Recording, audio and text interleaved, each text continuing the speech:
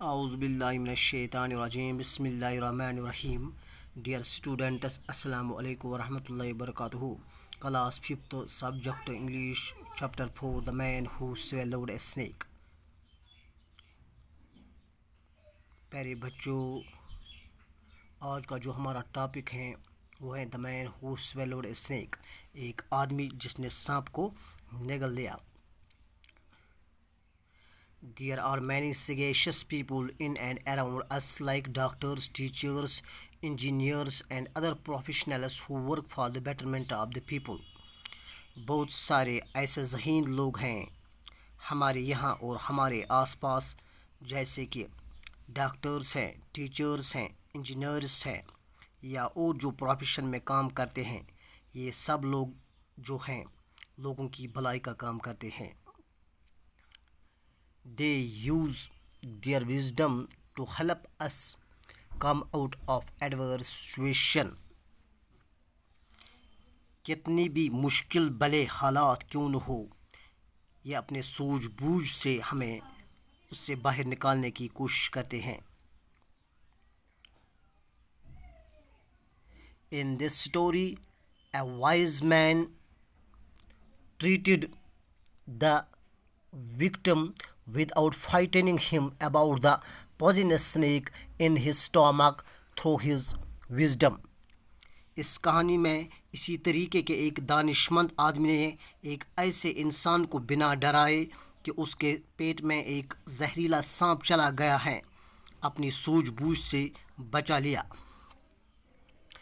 Read the story and find out how the wise man acted in a difficult situation without losing his presence of mind.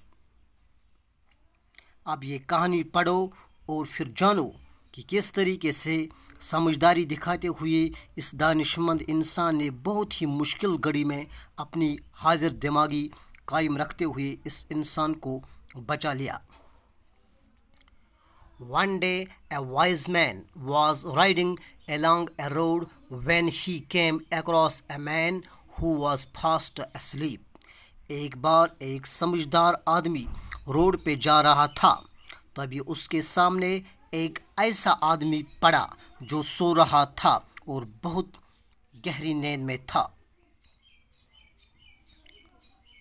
As he passed by, he saw a snake sliding into the sleeping man's mouth. اب جب وہ پاس سے گزرا تو اس نے دیکھا کہ ایک سانپ جو ہے وہ اس سوتے ہوئے آدمی کے منہ میں پھسلتا ہوا جا رہا ہے. The wise man dismounted quickly and tried to scare the snake away, but to no avail. اب جو یہ سمجھدار آدمی تھا، یہ ایک دم سے جس بھی سواری پہ تھا اس پہ سے اترا اور کوشش کی کہ کسی بھی طریقے سے سانپ کو ڈرا کر بھگا دے، لیکن کوئی بھی فائدہ نہیں ہوا. Taking up his club, he struck the sleeping man with several powerful blows. اب اپنی جو چھڑی تھی، ڈنڈا تھا اس کے پاس، اس سے اس سوتے ہوئے آدمی کو کئی بار زور سے مارا.